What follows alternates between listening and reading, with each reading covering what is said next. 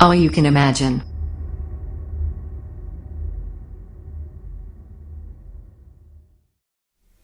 Hola, soy Sergio Ruiz y nos vamos a iniciar en el postprocesamiento de piezas de impresión 3D por FDM. ¿Qué entendemos por postprocesamiento? Pues es el tratamiento que le damos a una pieza de impresión 3D es un tratamiento superficial, ¿vale? Que le damos a la pieza de impresión 3D para mejorar sus características físicas o estéticas, o ambas cosas. Cuando nosotros dibujamos, o en este caso cuando imprimimos, ¿no?, con nuestra impresora, pues cualquier pieza, como por ejemplo un vaso. Imprimimos un vaso, lo que hace la impresora es va tirando cordones de filamento uno encima de otro. Entonces va tirando uno aquí, otro aquí, va tirando cordones hasta levantar la pieza, ¿vale? Uno encima de otro. La distancia entre los cordones es lo que lo va a definir la altura de capa que nosotros le metamos en nuestro G-code, ¿no? La configuración del G-code que luego va a ir a la impresora. ¿Qué es lo que ocurre cuando nosotros hacemos, por ejemplo, un corte en sección de esta pieza y la miramos la pieza cortada, ¿vale? La miramos desde aquí. Con nuestra pieza cortada la miramos por aquí. Pues vemos esto. Si nosotros tenemos un filamento, por ejemplo, este es un filamento de 1,75, el que puede tener cualquiera en su casa, ¿vale? Y lo miramos de punta, lo que vemos es esto. Vemos un círculo que, bueno, que cuando lo desarrollas nos da la longitud del filamento. Esto es lo que tiene 1,75. Ese filamento entra dentro del hotend, del extrusor, y lo que hace es, nos va tirando, va haciendo una deposición, ¿vale? Y esa deposición tiene así como una pequeña, como una forma de lenteja. Y va tirando un cordón encima de otro. Así, más o menos de esta manera. Hasta levantar la pieza. ¿Qué ocurre? Que la pared que forma no es lisa. La pared que forma es ondulada. Esta es la pared que nos forma. Tiene esta forma. El objetivo del postprocesamiento es convertir esto en una pared lisa. Y que cuando lo veamos de frente, veamos una pared lisa en vez de una pared llena de rayitas, ¿no? Que son lo que llamamos las líneas de impresión. ¿El postprocesamiento es necesario? Pues sí y no. Depende del uso que le vayamos a dar a nuestra pieza. En este caso, esto es un abrepuertas. Se usa pues para meterlo en el picaporte y no tener que tocar el picaporte con las manos. ¿Necesita un tratamiento superficial? No. Tal como sale de la impresora es válido. En cambio tenemos piezas mecánicas que sí lo necesitan. Esto es un tornillo y una rosca. Si lo usamos tal como sale de la impresora sin tocarlo, sin postprocesarlo, sabemos que la impresora pues en un momento dado pues te genera hilos, te genera grumos, depende de la precisión, lo bueno o lo mala que sea nuestra impresora. Y también depende de nuestro G-code. Pero la pieza de primeras no va a salir perfecta. Entonces, con el postprocesamiento conseguimos que este tornillo y esta tuerca encajen perfectamente. Luego tenemos un tercer motivo, ¿no? O otro motivo más. En este caso, un segundo motivo, que es motivos estéticos. Esto es una pieza estética que lo que imita es un lingote de un metal fundido, ¿vale? Por defecto, pues lleva simuladas una serie de ondas, olas, ¿no? Que generan, que lo que están imitando es la fundición del metal.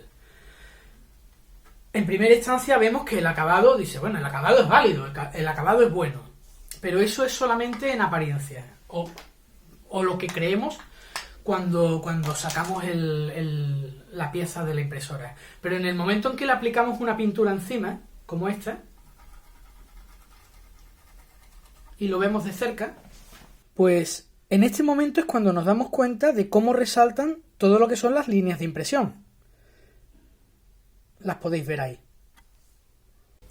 Este es el momento en el que tú te das cuenta de que en vez de tener en tus manos un trozo de metal fundido, que es lo que tú quieres ver o lo que quiere aparentar, a que lo que realmente estás viendo es un trozo de plástico al que le has dado por encima una pintura metálica. El realismo o funcionalidad que va a tener tu pieza va a depender de dos cosas. Uno, el postprocesamiento. Dos, el tratamiento superficial. O lo que es lo mismo, el acabado. ¿Vale? Lo que nosotros vamos a ver ahora mismo en este vídeo es el postprocesamiento. La pintura, tratamiento superficial, acabado, barnices y tal, no lo vamos a ver ahora. Lo veremos en el siguiente vídeo. Vamos a ver de qué maneras podemos postprocesar estas dos piezas, ¿no? Que tienen naturalezas diferentes, ¿no? Esta es una pieza, la vimos antes, ¿no? Con una serie de ondas, ¿no? Que para simular como que es metal fundido. Pero dentro de lo que cabe es una pieza que es bastante lisa. Y luego tenemos esta, que es una pieza más pequeña, tiene más detalle, más precisión, ¿no? Pero aún así podemos ver claramente, por la rugosidad que tiene, las líneas de impresión. Vosotros podéis decir, bueno, pues la cubrimos con pintura y a base de capas de pintura podemos cubrir la línea, ¿no? Puedes, pero es una mala idea. ¿Por qué? Porque si tú aplicas un poquito de pintura encima de la pieza, como vamos a hacer ahora mismo, le vamos a dar un poquito de pintura pero en seco, ¿vale? En el momento en que le das un poquito de pintura por aquí encima, estás viendo que salen detalles, salen dibujos, ¿vale? Ahí ya salen una serie de dibujos, una serie de detalles, que son los detalles de la pieza. ¿Qué ocurre si ahora nosotros aplicamos capas de pintura una encima de otra? Pues lo único que va a ocurrir van a ocurrir dos cosas. La primera, que vas a tapar los dibujos, todos esos detalles tan bonitos que tiene la pieza, los vas a eliminar de raíz. Ya los vamos a perder.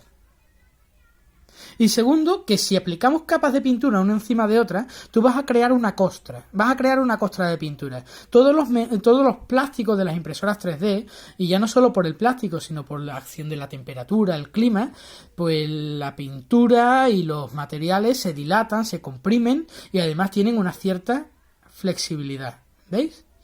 Hay una cierta flexibilidad en los materiales. Si tú a esto le metes costras de pintura hasta tapar la línea, lo único que vas a conseguir es que esa costra, en el momento en que la pieza le des un golpecito o lo que sea, esa costra salta, la pintura se va. Eso es lo que llamamos aquí una chapuza. Y al final pues va a quedar mal.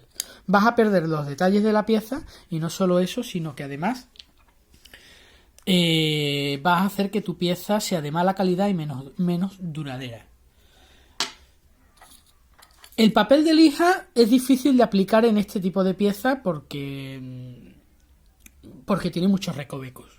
Si lo quieres hacer de forma manual, podrías utilizar a lo mejor algo como por ejemplo una pequeña lima, ¿no? Una lima que te ayude a llegar a lo mejor a ciertos recovecos con los que no llegas con el papel de lija. Y entonces con la lima te va a ayudar a llegar a esos sitios. Una lima pequeña. Entonces ya vas viendo cómo se va generando esa zona blanca, ¿no? Que es por donde estamos trabajando la pieza. Para llegar a lo mejor de forma manual con la lima. Utilizamos la parte redonda, ¿no? Para a lo mejor para llegar a los interiores, ¿no? Y con la misma lima podemos ir tratando la pieza. Otro método que podemos emplear es una maquinilla, ¿vale? Para para eliminar las líneas con un cepillo de púas. Este cepillo es de púas de acero, ¿vale? De púas metálicas. Con lo cual, ¿cuál es el cuidado que debemos de tener? Sobre todo la presión. En el momento que aplicamos más presión de la cuenta, lo que podemos es destruir la pieza. Por ejemplo, si aplicamos más presión de la cuenta, al final lo que hacemos es un agujero en la pieza. La pieza la destruimos, ¿vale? ¿Qué es lo que tenemos que hacer cuando utilizamos este tipo de herramientas? Pues emplear sumo cuidado. Una velocidad media y una presión muy leve.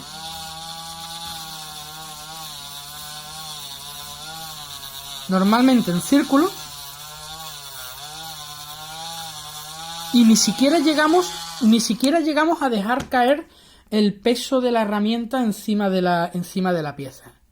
Pero vemos que poco a poco vamos eliminando esas líneas.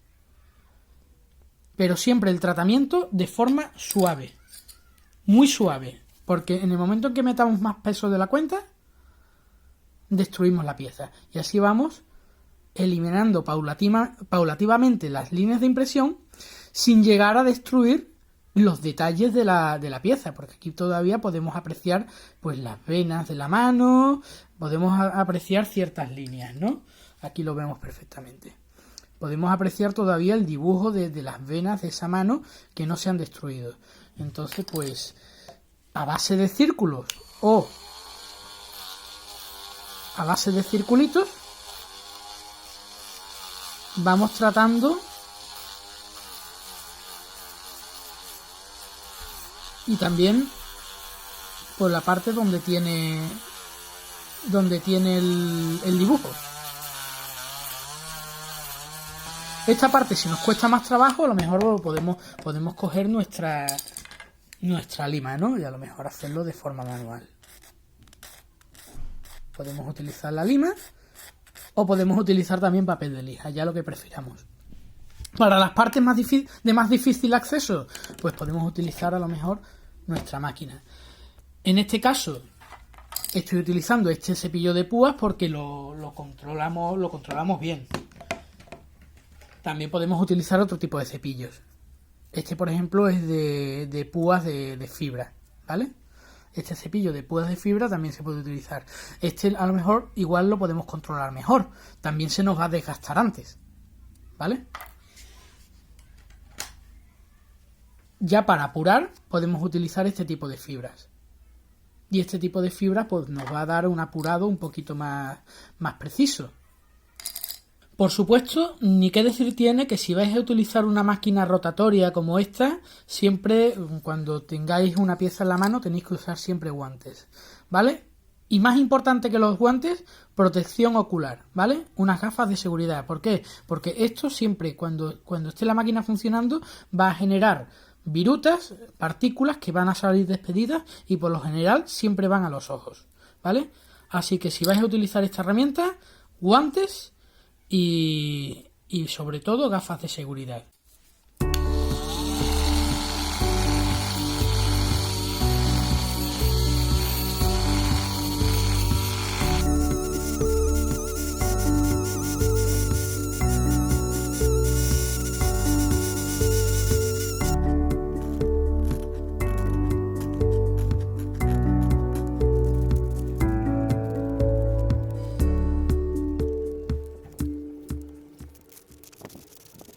Como podéis ver, pues completamos así a grosso modo, ¿no? Lo que es la primera parte del postprocesamiento, que lo hemos hecho con la máquina de cabezal rotatorio, ¿vale? Y hemos eliminado pues la mayoría de las líneas de impresión, ¿no? Veis que todavía pues conservamos los dibujos, ¿no? Los dibujos todavía se conservan.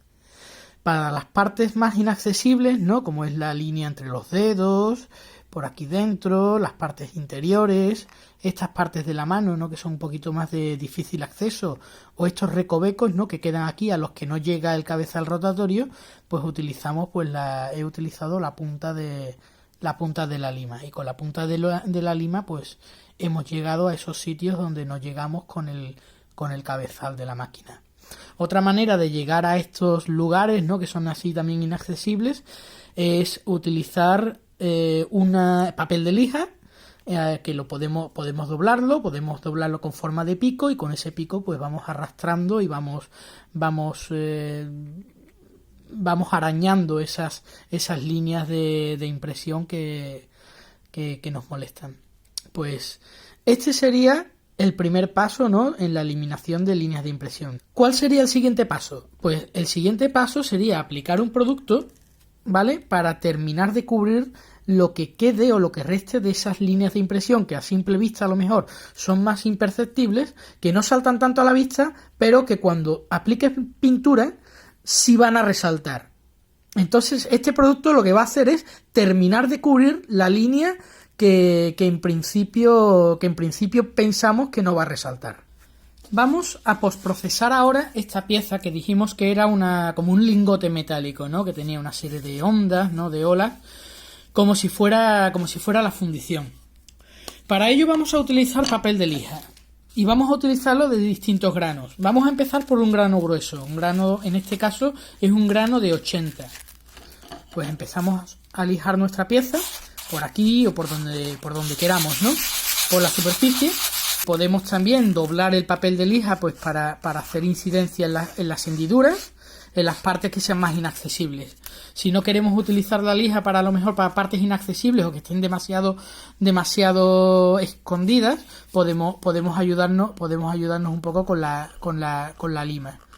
Una vez que hemos terminado de lijar toda la superficie y que hemos quitado todas las líneas de impresión, en ese momento es cuando pasamos a un grano más fino. En este caso, pues, por ejemplo, un grano 100.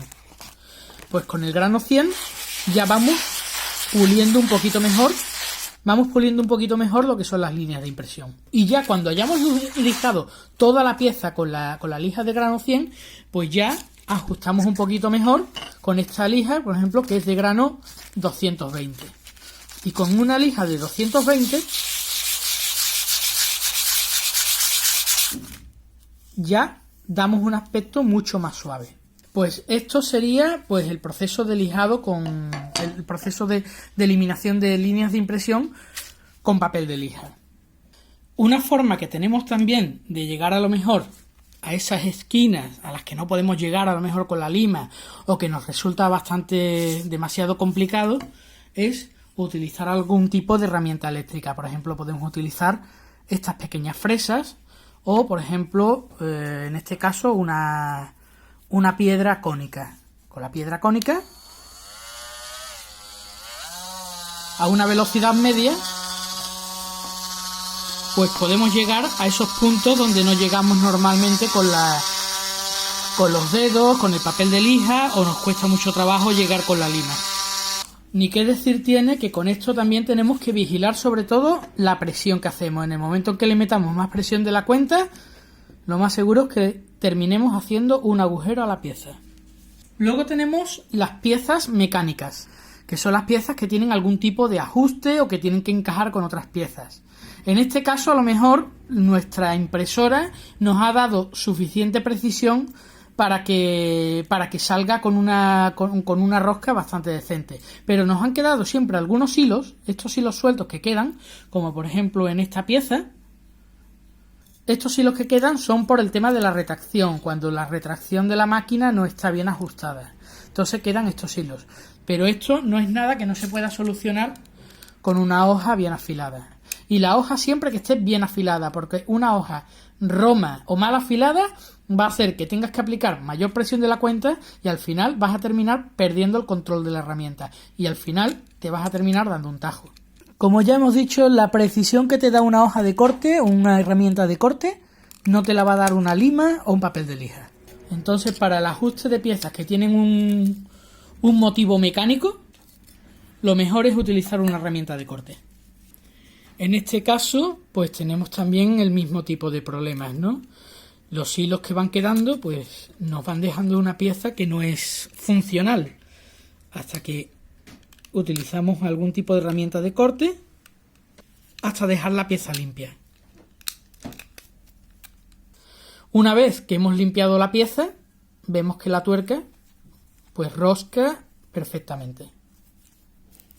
Para piezas más grandes, ¿no?, como por ejemplo esta, puedo empezar a suavizar las líneas de impresión pues con papel de lija, de esta manera.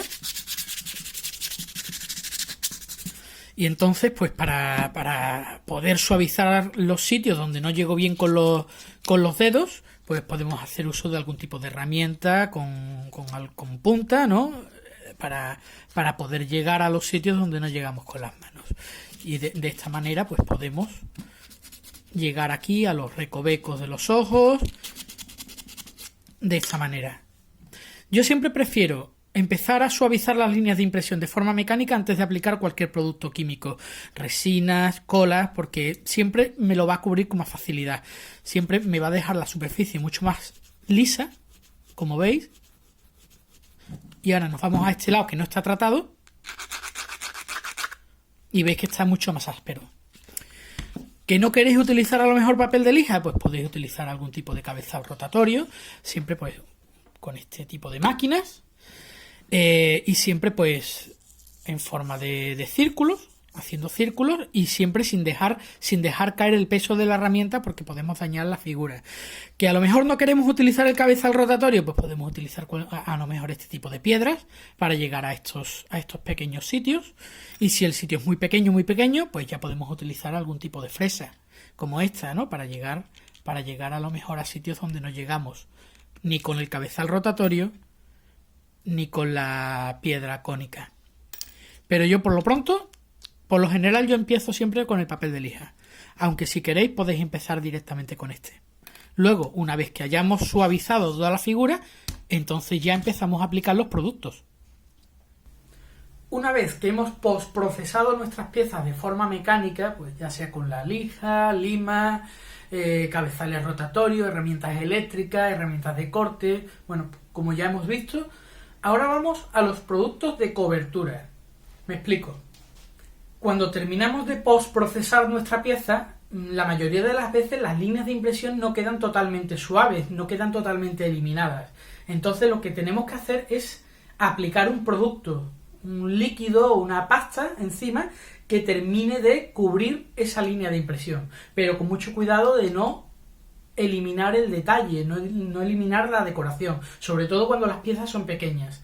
Entonces yo utilizo dos productos, depende de la pieza. Si la pieza es muy pequeña y tiene detalles muy pequeños, utilizo cola blanca. Esta es escolar, esta la pueden utilizar los niños en el colegio. Luego, cuando la pieza es mucho más grande o de tamaño mediano, como por ejemplo esta, podemos utilizar, por ejemplo, resina epoxi. Depende del tamaño de la pieza y del nivel de detalle que tenga esa pieza, utilizaremos distintos tipos de resina epoxi, de mayor o menor viscosidad. ¿Cuándo utilizamos cola blanca o cuándo utilizamos resina epoxi? Os pongo estos dos ejemplos porque, bueno, hay infinidad de productos, pero nos vamos a centrar ahora mismo en estos dos, porque son, a mi parecer, los que mejor resultado me dan para mis trabajos. Cuando terminamos de fabricar una pieza, en este caso de postprocesarla, la pieza nos queda más o menos así. Y el detalle, ¿vale? Este sería el detalle. Tened en cuenta que esta altura son 0,2 milímetros.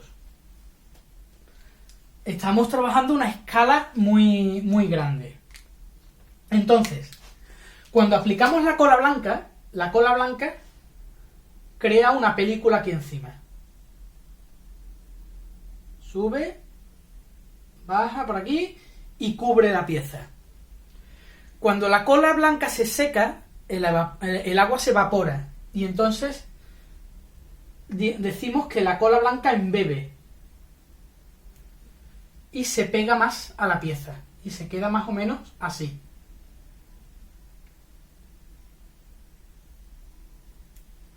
Estos huecos más o menos se rellenan por la cola blanca y se queda la pieza más o menos lisa.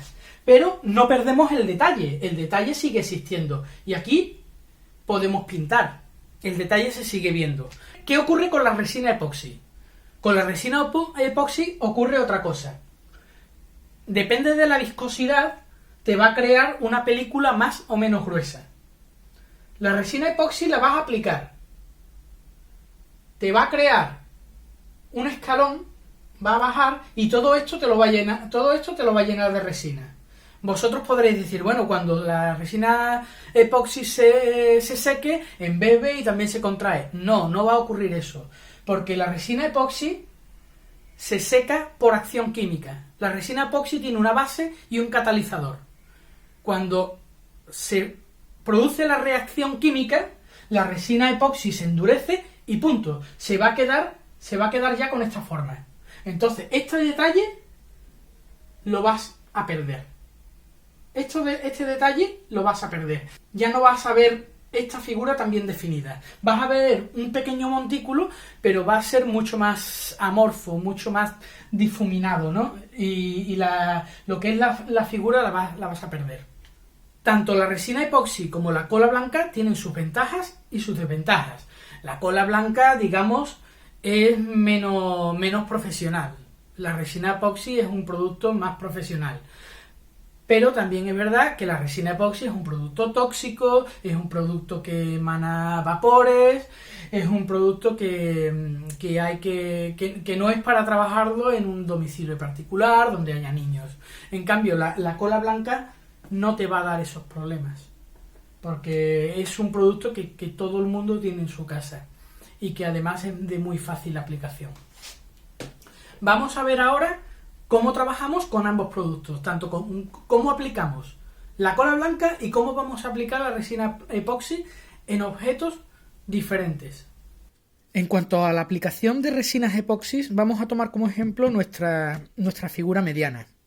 Yo tengo aquí dos tipos de resina. Esta es una resina con base y catalizador que se aplican en proporción 2:1 y esta es de baja viscosidad. Y luego tengo aquí otra resina, que es esta, que se aplica en proporción base y catalizador en proporción 1:1 y esta es de alta viscosidad.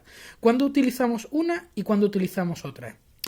La de baja viscosidad la vamos a utilizar para cubrir todo lo que es el poro de la figura, para terminar de eliminar la línea de impresión que nos pueda quedar después de haber lijado, después de haberla tratado mecánicamente.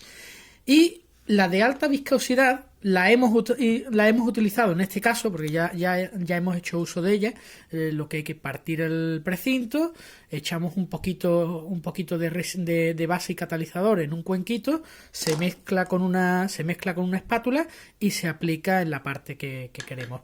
En este caso, la de alta viscosidad la hemos utilizado para reparar un agujero que tenía la pieza aquí en la cabeza. La pieza se cayó y se rompió.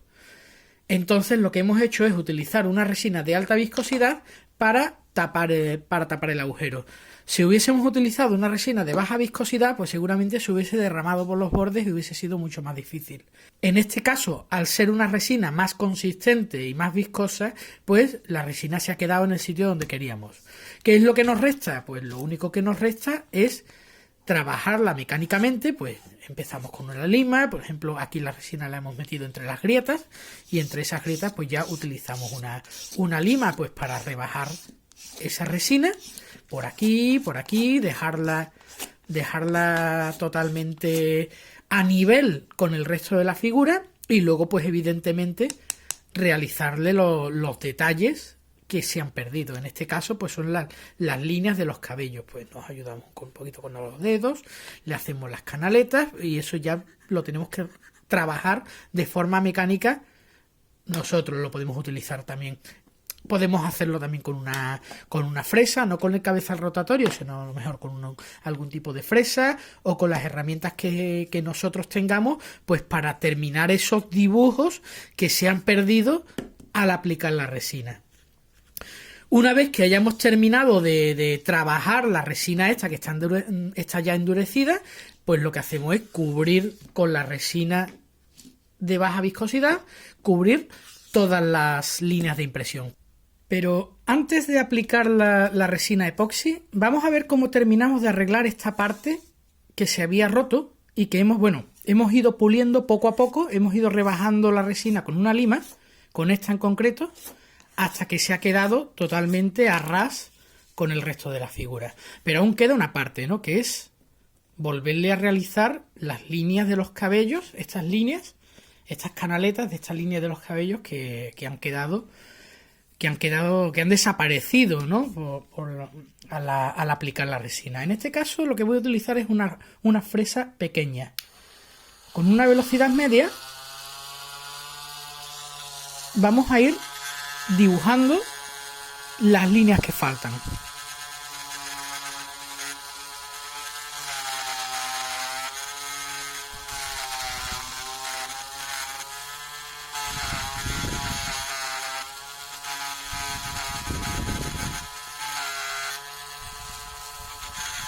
Ahora sí, vamos a aplicar la resina de baja viscosidad, que es esta que tenemos aquí, por toda la superficie de la figura. Vamos a utilizar este vasito pues para hacer la mezcla y luego la vamos a aplicar pues con una esponja pues como esta o como esta, que es la que vamos a utilizar para aplicar la resina por toda la superficie.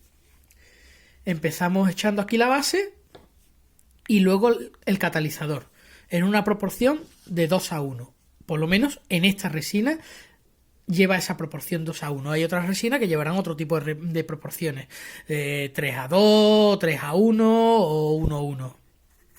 En este caso, esta resina lleva una proporción de 2:1.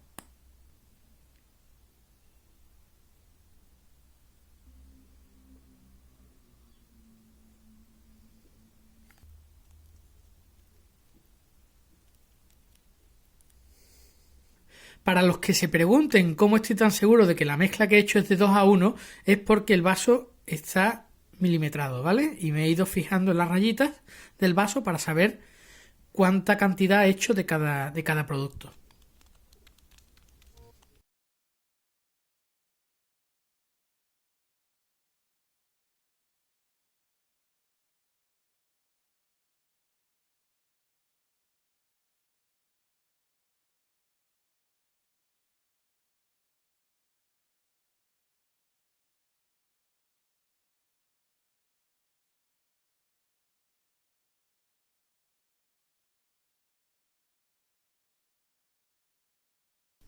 Como no, siempre acordarse de después de trabajar, aplicar productos, lo que sea, limpiar la mesa de trabajo, el mármol como nuevo. Pues una vez que hemos dejado ya endurecer la resina epoxi, vemos que la línea de impresión ha quedado totalmente cubierta. Ya solamente nos queda un solo paso para proceder a la fase de acabados. Yo en este caso he cogido una lija de agua, que es esta, que es una lija de grano 1200, y la voy a aplicar en seco. Porque la resina, cuando le pasas la mano, tiene una cierta aspereza, ¿no? Que está un poco áspera. Entonces, con esta lija de agua, empezamos a lijar la pieza completa, todo lo que es la superficie de donde hemos aplicado la resina. Entonces, ahí donde hemos aplicado la lija, vemos que ya ese tacto que tenía antes áspero, ahora es suave. Ahora es muy suave. Una vez que hayamos lijado toda la pieza, entonces ya procederemos con el acabado. Pues esta sería nuestra pieza completamente postprocesada. Tenemos aquí la parte de arriba que la tenemos completamente reparada, arreglada, a nivel con el resto de la pieza. Y ya la pieza es suave. Ya podemos empezar a darle el proceso de acabado. ¿Cómo lo hacemos? Pues yo empezaría pues con un body fill, con un aparejo, una imprimación que sea buena. Sobre esa imprimación pues suavizarla con lija y luego pues darle ya la pintura, la laca, lo que sea que le vayamos a dar. Luego, pues evidentemente los sistemas de envejecimiento, si le vamos a dar alguno. Y finalmente, pues terminar con algún tipo de barniz para evitar que esa laca con el tiempo pues se vaya a desgastar o se vaya a retirar. Pero eso ya, como ya dijimos, lo íbamos a ver en el vídeo de acabados. La pieza, ¿cómo nos quedaría una vez que le demos la imprimación y los aparejos? Y la pintura, pues nos quedaría así. Está pieza ya ha sido tratada de la misma manera que se hizo con la pieza que os acabo de mostrar. He suavizado esa resina pues con una lija de agua, o también se puede hacer con un estropajo de esparto, con algo que sea muy liso, muy fino, algo que sea muy fino, para que se quede la superficie suave.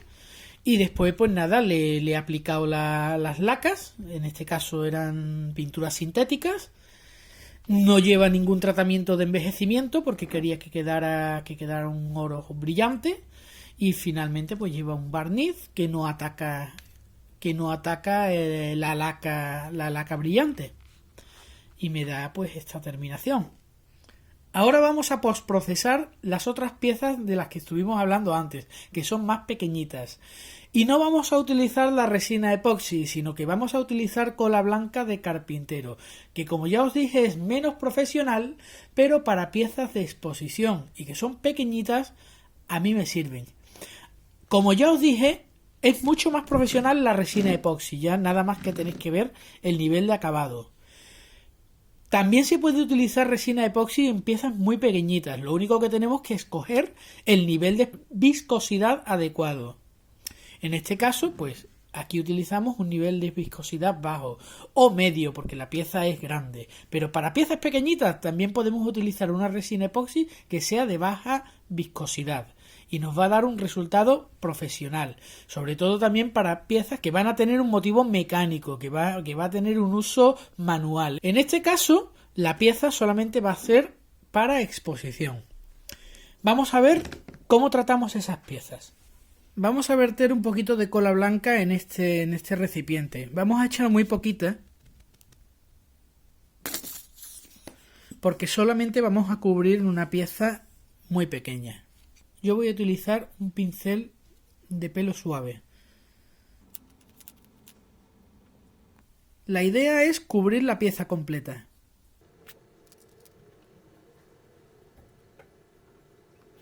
Aquí es interesante asegurarse de que no quedan pegotes, porque esos pegotes pueden eliminar o pueden borrar los dibujos y los detalles de nuestra pieza. Bueno, habéis visto que solamente con un poquito de cola hemos conseguido cubrir toda la pieza. No hace falta mucha cantidad. Ojo, con la resina epoxi pasa igual, nada más que hemos necesitado un vasito muy pequeño para cubrir una pieza entera. No tenemos que desperdiciar mucho material. Como ya os he dicho, la ventaja de la cola sobre la resina epoxi es que esto lo podéis utilizar en cualquier parte, lo podéis utilizar en casa. Puedes tener niños, porque además los niños usan este tipo de productos en los colegios y en la casa. La resina epoxi no, la resina epoxi es más profesional. Esta vamos a dejarla secar. Cuando el agua se evapore y la cola se seque, vamos a ver que la cola se vuelve transparente y la cola embebe. Vamos a verlo dentro de un ratito.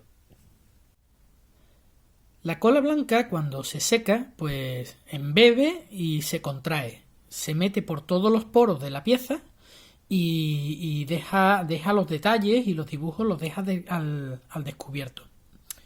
¿Qué es lo que ocurre con la cola blanca en este caso? Pues le ocurre cuando seca lo mismo que le pasa a la resina, que le da un aspecto un tanto áspero y rugoso.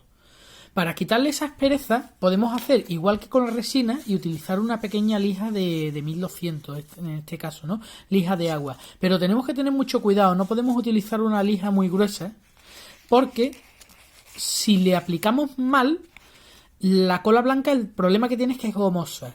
Al ser un material gomoso, al intentar lijarlo podemos hacer pelotillas, podemos hacer bolitas y destruimos el acabado. Entonces podemos hacer dos cosas. O bien podemos intentar suavizarlo con una lija de agua, o también podemos coger un recipiente con un poquito de agua y con un pincel, en este caso un pincel porque la pieza tiene muchos recovecos y no llegamos de otra manera, con un pincel aplicamos un poquito de agua y así suavizamos esas asperezas. Simplemente aplicando un poquito de agua. El pincel procurad que sea de pelo suave. Y ya lo dejamos secar. En el caso de la pieza que es la simulación, ¿no?, de ese lingote de metal con esas ondulaciones, ya tenemos aplicada la cola blanca. Lo único que pasa es que como la pieza estaba hecha con un plástico blanco, pues no se ve la cola blanca, pero no importa. En este caso, pues podemos aplicar el agua directamente con los dedos, porque tenemos una superficie que nos permite trabajar de esta manera. Y es más fácil. Lo dicho, podemos utilizar los dedos para suavizar esa aspereza, o también podemos utilizar la lija de agua, con mucho cuidado de no generar pues esas bolitas, ¿no?, por la naturaleza gomosa de la cola blanca.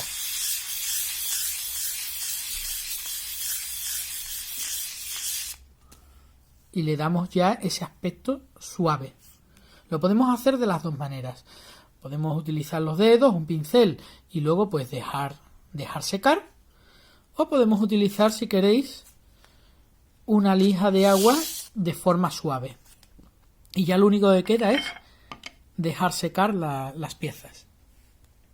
Pues una vez que hemos postprocesado completamente la pieza, que ya pues le hemos dado pues con lija o con el agua o como prefiramos suavizar esa cola, ¿no?, ese material gomoso, ¿no?, que tiene la cola blanca, y ya ha quedado suave, pues ya lo que queda, al igual que por ejemplo con esta pieza o con esta otra, lo que resta ya es lo mismo que hicimos con la pieza postprocesada con resina, que es darle el aparejo o la imprimación o el tapaporos que vayamos a darle, para luego pues pintar y finalmente pues envejecer y dar los barnices y las lacas que se le vayan a dar. ¿Cuáles son los resultados? Pues los resultados al final pues son más o menos estos. Son piezas ya con la pintura terminada. Vemos que están perfectamente definidos los detalles, los dibujos de la pieza, con el envejecimiento y todo. Esto lleva pues aquí su clip. Con el lingote pues pasa exactamente igual.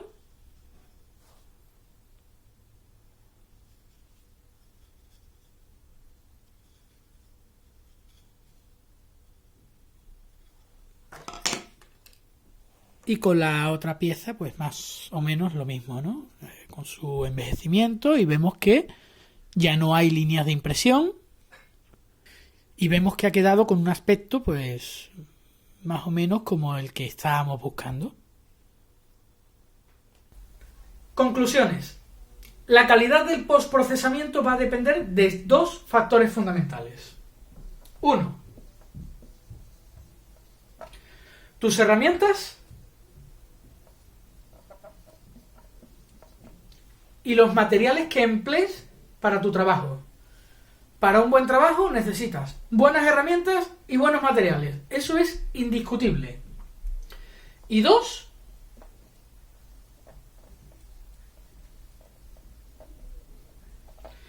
el tiempo y la dedicación que emplees en tu trabajo.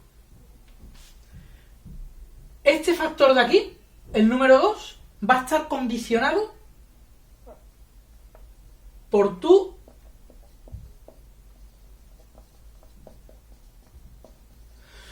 tu nivel de maestría. Y este nivel de maestría depende de dos factores. Tu talento innato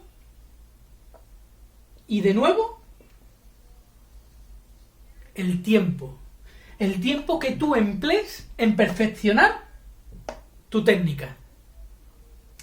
A ver, en definitiva, todo el mundo puede conseguir un nivel de postprocesamiento decente. Lo único que ocurre es que depende de tu talento innato, te va a llevar más o menos tiempo conseguir el resultado que tú quieres. Quiero decir con esto que igual a lo mejor tú no vas a conseguir ese nivel o ese perfeccionamiento, o lo que tú quieres no lo vas a conseguir a la primera. Pero invirtiendo tiempo y dedicación para perfeccionar esa técnica, vas a conseguir entonces el resultado que tú estás buscando. Pues muchas gracias por haber estado conmigo en este vídeo sobre postprocesamientos y espero veros de nuevo en el siguiente vídeo sobre acabados, barnices, pintura, etcétera. Pues nada, un saludo y cuídense.